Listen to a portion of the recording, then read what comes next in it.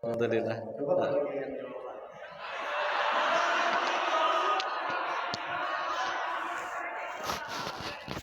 Assalamualaikum warahmatullahi wabarakatuh.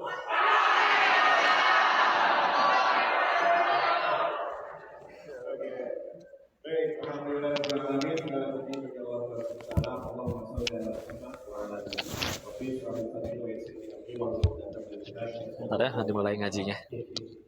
Yang Bentuknya talk show. hormati Kodenis yang alhamdulillah sudah menyempatkan waktunya untuk diundang di SMA Muhammadiyah 3 ini.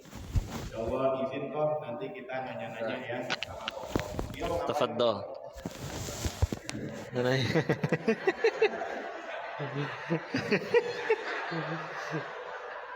Kayak ayah dengan anak ya, iya nggak sih?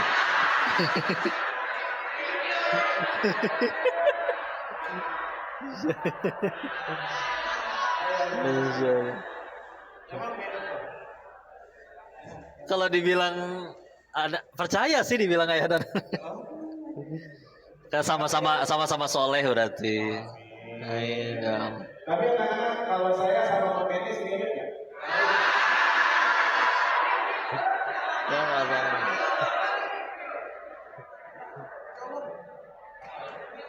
Kalau dia sama Kodenis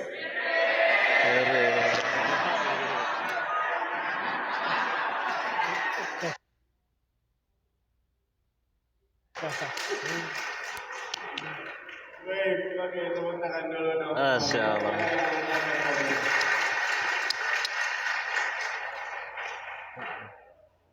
Kok, izin nanya boleh nih Akbar ya? Udah mulai ini teh ngajinya? Kita mau ngobrol santai. Oke, siap. Kok, Iya. izin nanya nih Kok ya. Kalau dipanggil Kokoh itu biasanya orang apa sih? Ambon.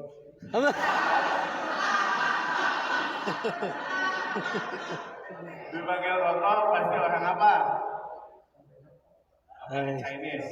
Iya. Ya. Cina gitu bilang aja, gampang ya. Gimana Kok? Nggak apa-apa. Cina ge hamba Allah, Zat nggak apa-apa. Oh, siap. Kan orang Cina nih Kok. Iya. Boleh sama teman-teman pakai bahasa Cina dulu. Oke, baik istilah. Assalamualaikum warahmatullahi wabarakatuh. 大家好，我的名字是 Dennis 林金福，我希望你总是开心，很高兴认识你，谢谢你们。Doa ini 我不爱你。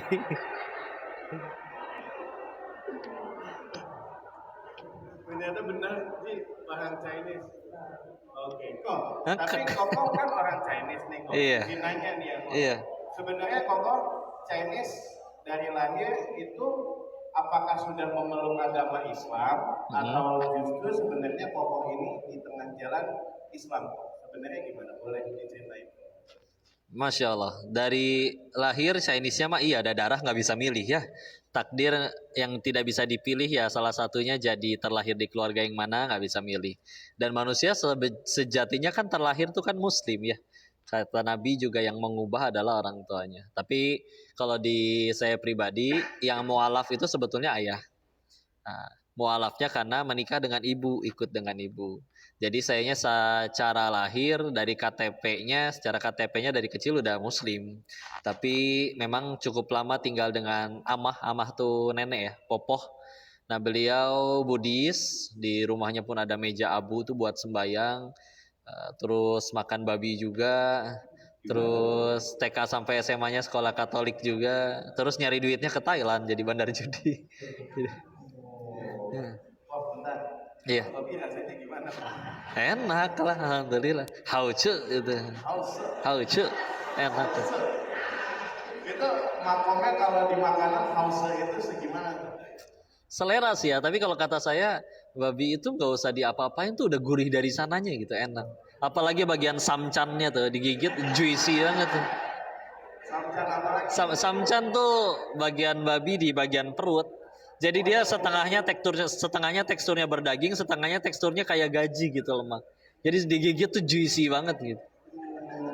Jadi ngomong udah mau lagi puasa ngomongin makanan, haram pula makanannya. Tapi dulu pas makan tahu bahwa itu haram. Ya bocah mah taunya enak dengan iman yang setipis tisu, jadi ya udah makan aja dulu mah. Siap. Udah nyobain? Apa?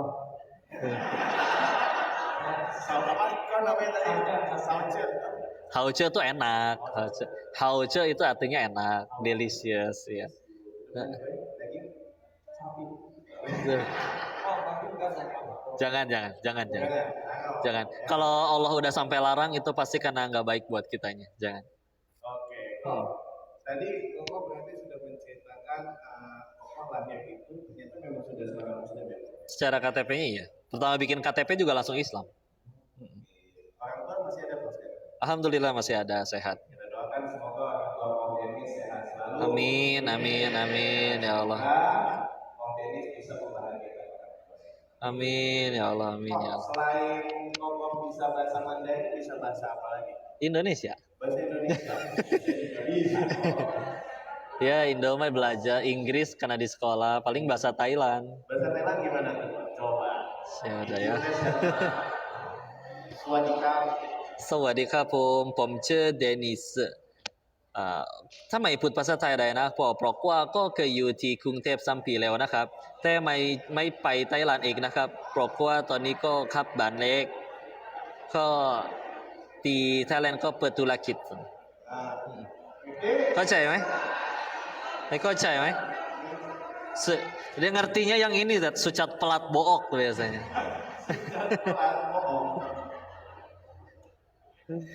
Insya Allah. Bahasa Thailand tuh gampang, pendek-pendek nih.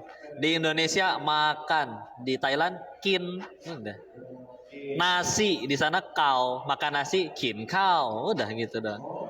Iya. Rumah bahasa Thailand ban, gitu. Tuk-tuk mah kendaraan. Kalau tadi artinya apa itu kok? Itu mengucap salam. Jadi kalau laki-laki belakangnya kab, ada sebetulnya ada huruf ro-nya sih di situ. Jadi krab gitu ya. Tapi mereka baca cepet jadi sawadikab. Kalau perempuan sawadikha. Ya, jadi nggak boleh ada B-nya. Jadi kalau fisiknya perempuan tapi ngomongnya sawadikab, berarti mungkin dulunya laki-laki gitu. Gitu. Itu kabnya pakai kol-kolan tuh ya? Enggak ada mantul ya. Bukan kab, nggak boleh. Bukan. Ya, gimana tuh Pak? Ada yang mau ditanyain nggak? Tadi kan Koko tuh ngasih lihat Koko bisa bahasa Chinese, bisa bahasa Thailand. Iya. Koko nih bahasa itu seperti apa sih buat Koko? Masya Allah.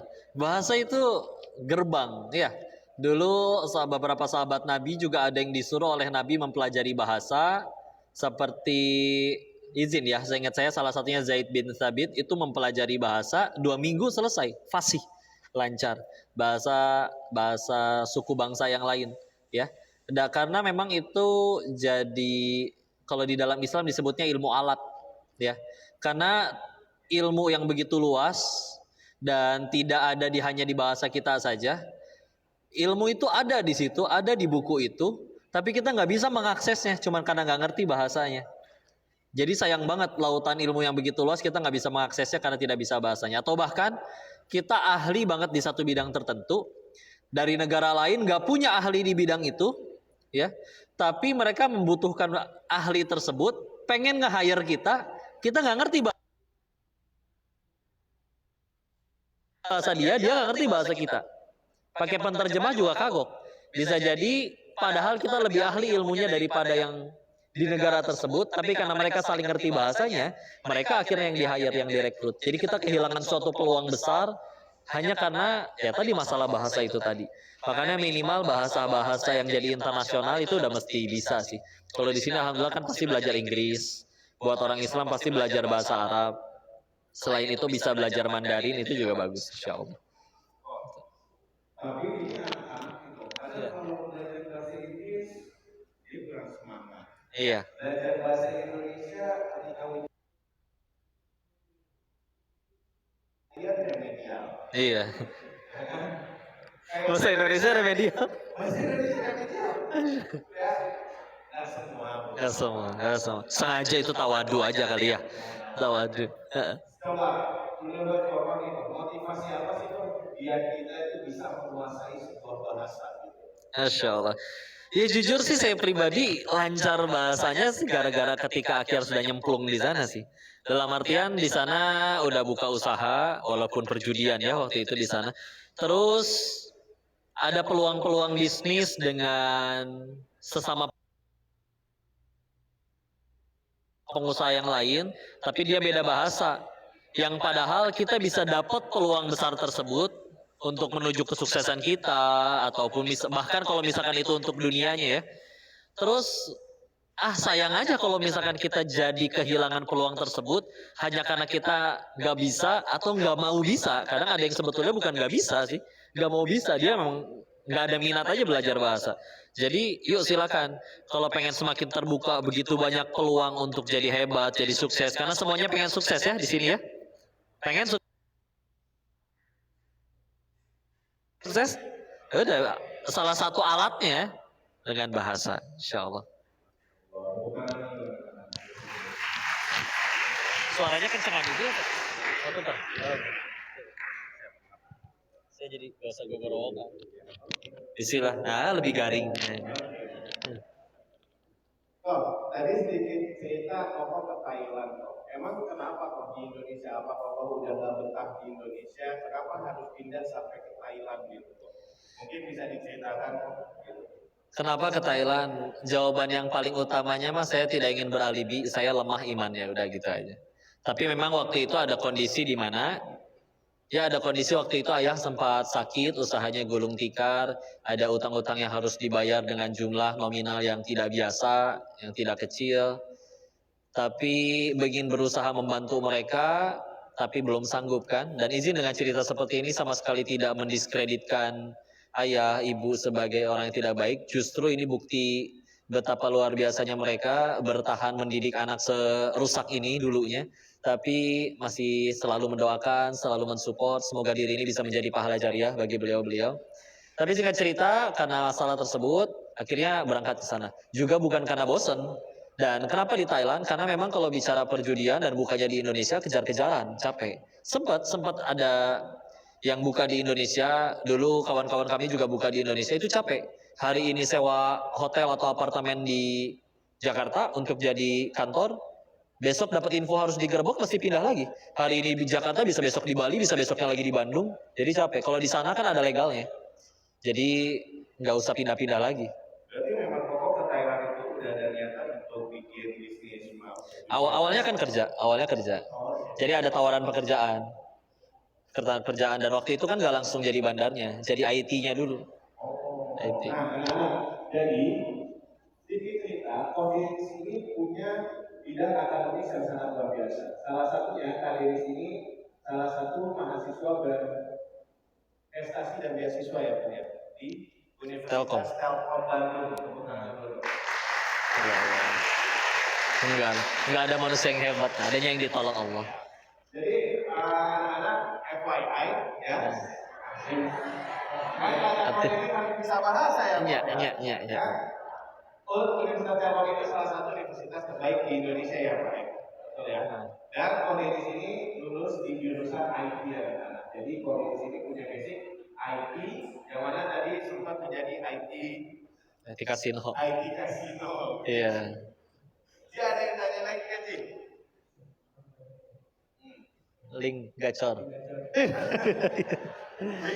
Gak ada. Pasti kalah dikerjain lah, jangan. Iya. Maafin saya Kok. Iya, dimaafin. Tadi kata Koko, nggak ada yang menang. Emang judi itu kayak gimana kok? Ya, logikanya gini lah. Kan website judi itu nggak tiba-tiba ada. Ya, pasti dibikin oleh orang. Orangnya kan manusia juga, bukan jin ya. Nah, manusianya kan perlu makan, bisa lapar juga. Mereka pengen nyari duit juga.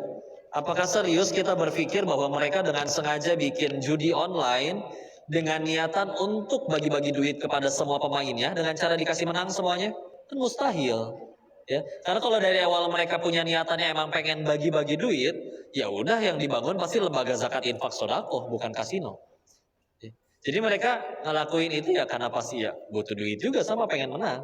Ya, walaupun kok itu ada yang menang, ya karena ada lagi yang kalah. Karena rata-rata dari 10 menang, 2 dari 10 pemain, 8 kalah, 2 menang. Jadi setiap kali ada yang menang pun ada player lain yang jadi tumbal yang kalah. Dan kita semua punya datanya, setiap orang itu Dia udah main dari kapan, waktu sampai menit sampai detik dia mulai main, depositnya kapan itu ada, dia udah habis berapa duit ada, kalau pernah menang berapa ada, histori permainannya kalau dia mainnya jenisnya kartu, keluar kartunya apa aja waktu dia menang ada lengkap semua. Mau dia ganti handphone selagi masih akun yang sama masih bisa ke data. Mau dia ganti akun selagi handphonenya atau wifi-nya masih sama jaringannya masih bisa ke data. Semua itu lengkap datanya ada.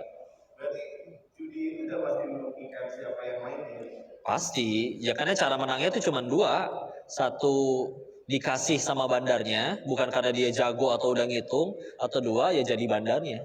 Tapi kalau jadi bandar juga nggak akan ada yang bertahan lama, karena kan mentok sama aturan Allah. Ya. Saya pernah lihat itu ada orang judi. Iya. Harga 20.000, itu jadi 20 juta itu gimana? Ya berarti lagi dikasih menang.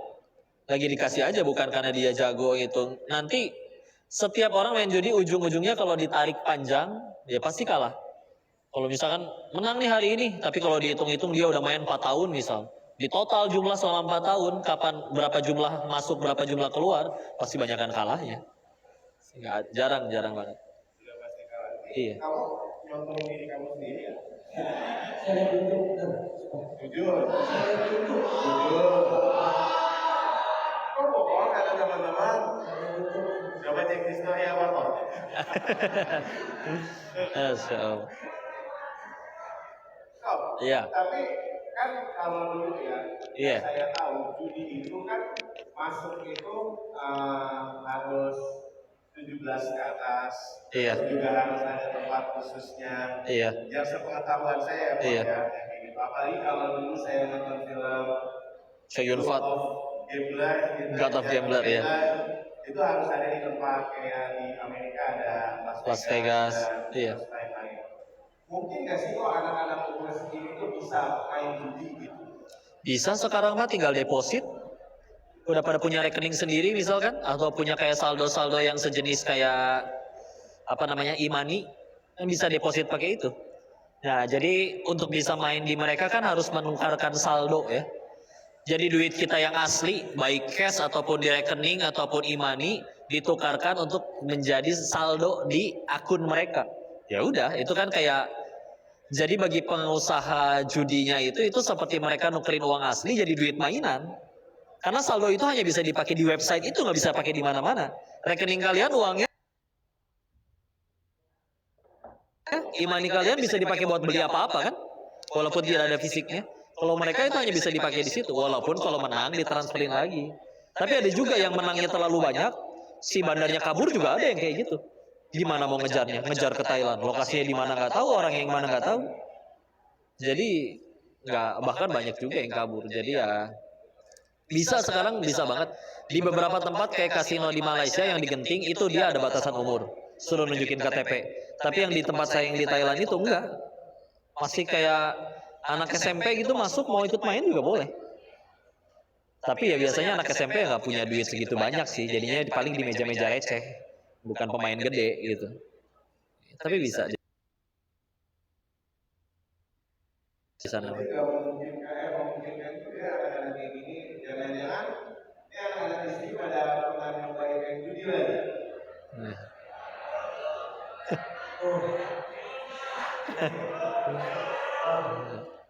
Oh, nih. Iya, iya. Kalau bola nih, bola. Bola, bulat. Ya, bulat. Heeh. Itu kan ada judi bola juga. Bu. Iya. Dan ada sistem plus tengah, plus empat, plus empat. Iya. Oh apa? Heeh. Heeh. Enggak kan? Pokoknya ada sistem seperti itu. Apa itu juga disetting kok? Atau memang benar faktor bahwasannya ya ini klub yang memegang jago dan itu pasti menang gitu. Apa itu ada settingan juga? Itu odds ya disebutnya untuk perkaliannya, yang fungsinya sebetulnya untuk menyeimbangkan. Kayak misalkan contoh tim besar lawan tim kecil yang udah pasti menang tim besar itu mah. Nah untuk menyeimbangkan supaya peluangnya selalu 50-50 ya, maka dikasih puran tadi ya. Sehingga misalkan purannya 2, terus si tim besarnya menang cuma 1-0. Ya kalau dihitung-hitung di sistem purannya itu sama aja dia masih kalah 1-2 gitu. Jadi ibarat puran itu dia di pur 2 nih, sama aja permainan itu dimulai dengan skor si tim besarnya 0, si tim kecilnya sudah punya poin 2. gitu ya. Ya, jadi tinggal ngejar untung atau kalahnya. Itu untuk semakin mempersulit sebetulnya siapa yang menang dan siapa yang kalah supaya judinya makin sulit. Terkait permainannya, ya itu pun saya rasa udah jadi rahasia umum ya, masih bisa diatur emang. Kayak pertandingan olahraga juga. Beberapa pemain bola sudah ada yang buka suara, mereka pernah menerima suap untuk di permainan itu nanti dia bakal main dengan jelek, seperti itu. Ada yang kayak gitu. Sehingga kalau dia mainnya jelek nanti timnya jadi kalah, nggak ngegolin, seperti itu. Udah diatur sih, jangan judi ya. Jangan, ya. Jadi, oh, tapi judi itu bisa bikin kaya nggak sih? Sejujurnya nih ya, Kok ya, sejujurnya. Kan, kayak tadi, dia pernah nyoba, bukan dia. Pasang 20.000, dapetnya berapa? 20 juta, kayak gitu. Ayo dong, mendadak. Itu bisa nggak sih dijadiin pekerjaan gitu? Gak bisa, kalau selagi jadi pemain, pasti ujung-ujungnya dibikin kalah. Kalau mau jarang tapi ada yang kayak gini, dia main sekali-kalinya, terus menang, terus nggak balik lagi, ya aman sih, duitnya jadi milik dia memang. Tapi jangankan yang menang, yang kalah aja masih balik lagi main, sampai bela-belain utang sana sini, utang pinjol, jual barang, apalagi yang menang, nggak usah nunggu besok, bisa sorenya main lagi, karena ngerasa dapet duitnya gampang kan, udah kalah di psikologinya.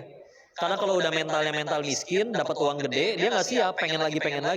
Makanya kata Nabi kan kaya itu bukan di nominal, kaya itu di hati. Mau uangnya banyak, mentalnya miskin. Ketemu orang minta terus, bos, bagi project bos, bagi duit bos. Mau uangnya secara nominal sedikit, tapi mentalnya kaya, nggak akan minta sedikit pun kepada makhluk. Karena memang kan kaya yang penting tuh bukan kaya nominal. Anggap kita kaya secara nominal, hartanya banyak. Tapi syarat masuk surga kan bukan itu. Tiket surga kan nggak ada bandrol harganya, ya. Maka yang penting kaya hatinya, bukan kaya nominalnya aja. Kalaupun akhirnya kaya dunianya, dimakan juga gimana? Uangnya nggak berkah, nggak jadi kebaikan. Bisa jadi anaknya jadi bengal nanti dan yang lain-lain. Jadi itu mah lingkaran setan lah, jangan. Karena di Islam pun juga kita bergantung hanya kepada Allah saja. Iya. Jadi nggak boleh kita itu bergantung kepada manusia. Bahkan di Islam pun juga apabila kita ingin mendapatkan sesuatu, kata Allah kan juga Allah ala yugairuma. Ikomin hatta yughayyiru ma bi anfusihim. Allah akan mengubah nasib suatu kaum jika kaum itu akan Iya. mengubah sendiri. Jika ia tidak merubah kaum muslim. Iya. Seperti itu ya. Tapi kok pernah menanya? Saya pasti menang banyak, karena Bandar nggak bisa kalah. Saya tidur pun saya tetap menang. Sistem kan running terus, man. Hidup ini dari ini itu Iya, nambah, bangun-bangun tidur dia itu udah nambah. kira-kira pernah sampai level berapa kok? Soalnya saya kalau yang saldonya saya tutup-tutupin. Ada hari di mana di hari itu dapat 80 juta, ada. Sehari Iya, dia nggak setiap hari segitu sih, tapi ada yang segitu. Iya, iya. ya Haram, nggak berkah. Ini aja pulang kan akhirnya. Jadi ini izin ya, dari tadi bicara kayak gini tuh bukan dari sudut pandang pemain yang udah kalah terus akhirnya dia cerita tentang kekalahan, enggak. Ini izin yang diceritakan yang dari awal sampai yang di podcast itu dari sudut pandang Bandar yang nggak pernah menang. Bandar yang nggak pernah kalah. Bandar itu benar-benar di situ bermain jadi Tuhan. Nentuin hari ini siapa yang menang, siapa yang kalah. Bahkan izin, para pemain di kalangan para bandar, itu bahkan kami punya istilah dalam artian mereka itu seperti pecundang yang harap-harap rezekinya dikasih dari bandarnya. Enggak bro, rezeki itu dari Allah. Gak usah dari bandar juga banyak yang hidup tanpa dari judi. Ya, jadi karena kami benar-benar punya hak nentuin ini orang langsung dimenangin di turn selanjutnya langsung dapat bagus semua, bisa itu kami yang nentuin. Maksudnya kami nggak bisa kalah. Karena ditinggalin sistemnya pun, sistemnya didesain untuk nggak bisa kalah. Ngapain kita bikin sistem yang bisa bikin kita sendiri hancur? Ngapain kan? Pasti kalah. Jangankan itulah, mesin capit boneka tahu? Kemarin ketemu Mas Bayim Wong, waktu podcast, dia cerita pas beli mesin capitnya ditanya sama teknisinya, Pak, ini pengen dicapitan keberapa? Hah? Maksudnya? Iya, jadi ntar kalau misalkan di setting, misalkan capitan kelima tuh kenceng dia nyengker, nggak akan bisa jatuh bonekanya. Makanya nanti orang yang hoki dia dapat giliran yang kelima, dia keluar tuh, bagus. Tapi kalau misalkan lagi giliran yang keberapa, yang pas nyapitnya lagi nggak kencang, pasti jatuh beratan bonekanya. Nyapitnya jadi nggak keras. Itu aja di setting. Karena kalau misalkan benar-benar nyapitnya selalu kencang, ya bonekanya habis, nggak sesuai dengan koin yang masuk. Tapi kalau capek kayak gitu masuk judi kok. Itu juga, janganlah. Karena jatuhnya spekulasi kan. Spekulasi. Iyalah. Karena dia kalau mau main itu baca bismillah dulu, bismillah. Udah judi bismillah lagi. Kayak gitu. Tapi dulu waktu di kasino juga, karena sudah muslim ya. Jadi sebelum ke kasino juga biasanya sholat dulu sih. Ada kok di kasino tempat sholat? Nggak ada. Makanya waktu di apartemen di itunya. Tapi jujur itu karena dalih sih, ngerasa salah. Ibarat semua koruptor tahu korupsi itu salah. Dulu tahu judi itu salah. Untuk mengurangi rasa bersalahnya, makanya waktu itu sholat. Udah sholat. Tapi ya akhirnya Allah tolong, akhirnya bisa keluar dari lingkaran itu. Itu posisi lagi jadi banyak. Ya, banyak. Selalu banyak duitnya di sana, nggak pernah sedikit. Nah, maksudnya pas lagi sholat. Mulai sholat memang dari waktu ketika pahit tuh, ketika waktu ayah sempat bangkrut itu tadi ya, maka itu sudah mulai sholat memang, sudah mulai jalanin. Luar biasa ya cerita kalian tentang ini. Tepuk tangan dulu dong.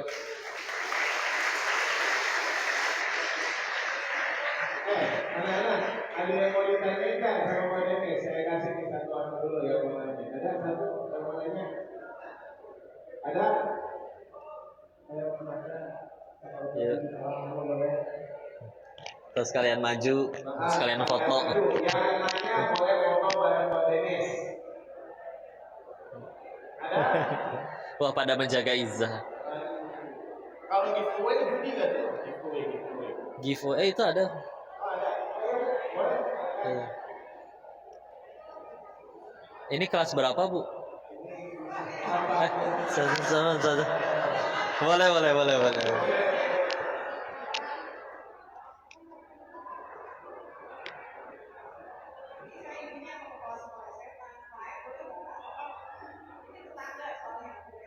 Oh, Masya Allah. Sehat, Ibu? Alhamdulillah. Oh iya, siap. Mana anaknya, Bu? Oh, siap. Siap. Insya Allah. Waalaikumsalam warahmatullahi wabarakatuh.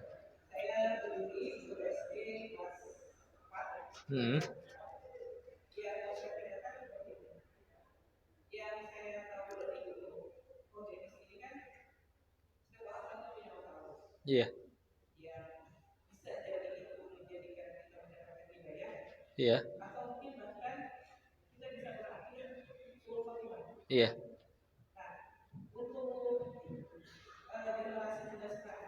Iya. Iya.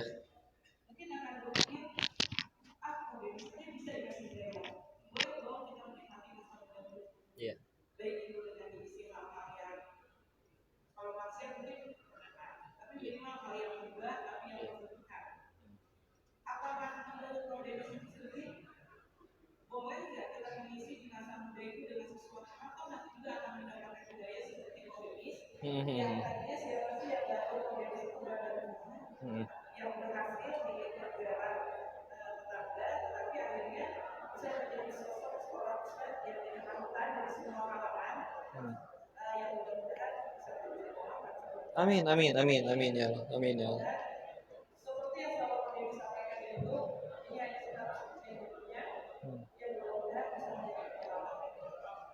Baik, Masya Allah.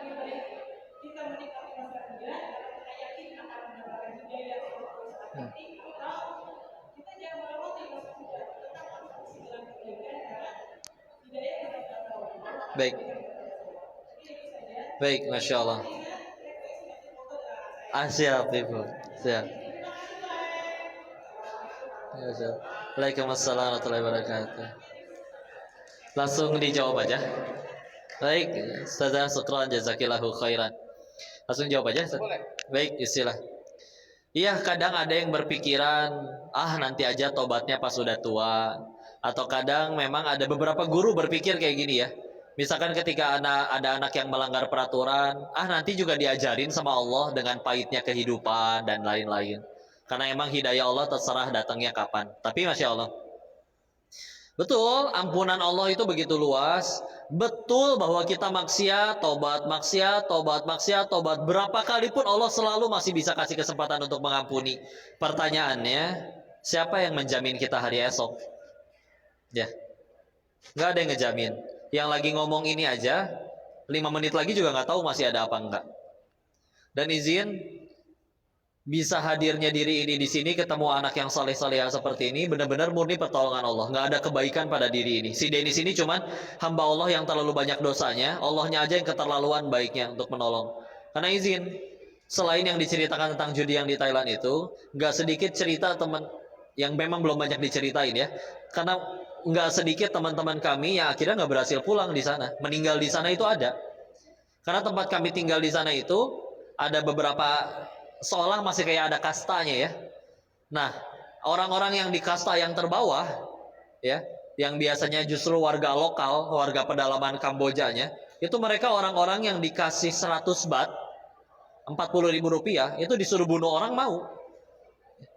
Ya, teman kami yang mati di sana ada, yang karena overdosis ada, kadang nggak sanggup bayar utang digebugin atau harus dipatahin tangannya atau apapun ada, dibikin cacat seumur hidup ada, dihianatin orang diracun ada. Nggak belum banyak diceritain aja, tapi ya di sana ya dunianya seperti itu, ya.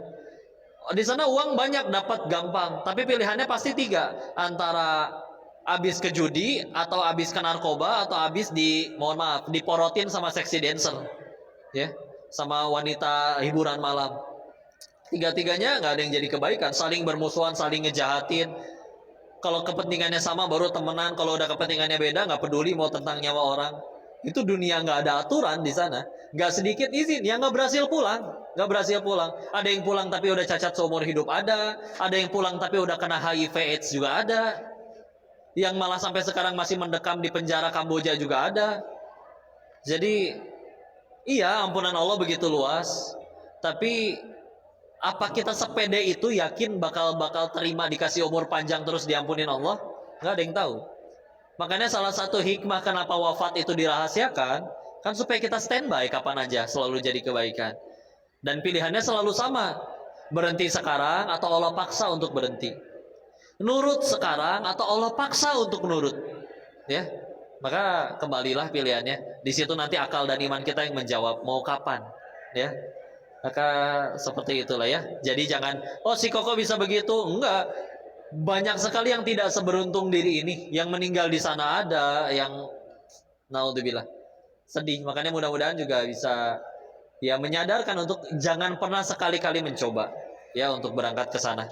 Untuk keterjun ke dunia seperti itu. Ya. Selamat pun lebih banyak penyesalannya, ya. Orang Indonesia. Orang Indo. 2015 di sana saya tanya ke orang imigrasi, di sana sudah ada sekitar 4.000 orang Indonesia. 4.000. Jadi itu di luar Thailand, udah keluar Thailand tapi masih belum masuk Kamboja. Perbatasan di antara Thailand dengan Kamboja itu daerah tanpa hukum. Luasnya paling cuma seluas satu kelurahan kecil, tapi semua perjudian dilokalisasi di situ. Tempat hiburan cuma dua, kalau nggak kasino, diskotik, udah cuma itu doang. Sin City. Langsung gitu. Yang orang dikasih 100 baht, itu bunuh dia gitu kayak. Ngelihat dikasihnya ya, pembunuhannya nggak lihat. Paling kayak pernah nyaksiin kayak orang lagi kayak di tempat makan, kok dia kayak gitu aja di meja ya, padahal udah mati, di perutnya udah ada lubang, udah ada darah, cuman nggak kelihatan gitu, udah dibunuh orang, gitu. Yang dibuang ada, yang dibuangnya ke agak jauh, dicor, dimasukin ke timbunan semen ada, yang gitu juga. Ketahuannya tinggal tulang. Tuh, anak-anak, dengerin ya, ambil ini. Saya benar-benar mengambil hikmah yang diambil itu nih. Ketika kita hidup melaksanakan keburukan, kemaksiatan, pilihannya ada dua. Mau ditegur sama Allah. Allah itu kalau tegur, kapanpun dan dimanapun suka-suka Allah. Nggak pilih-pilih. Nggak pilih-pilih. Atau ya disiksa sama orang yang seperti itu ya Pak ya. Jadi Iya. kalau dikatakan maksiat itu juga pasti di lingkungan situ itu juga jahat-jahat ya. Iya, nggak peduli inilah, nggak peduli adab, nggak peduli nggak peduli sopan santun. Mana mereka dari dunia yang nggak kenal agama, mereka dari dunia yang nggak kenal tata krama, biasa aja di sana. Anak, tuh, dengerin. Kalau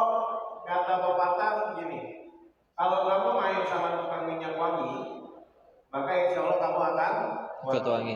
Kalau kamu main sama tukang pandai besi, maka kamu akan terkena kotoran, terkena asapnya, terkena baunya, terkena Bau panasnya. bakaran.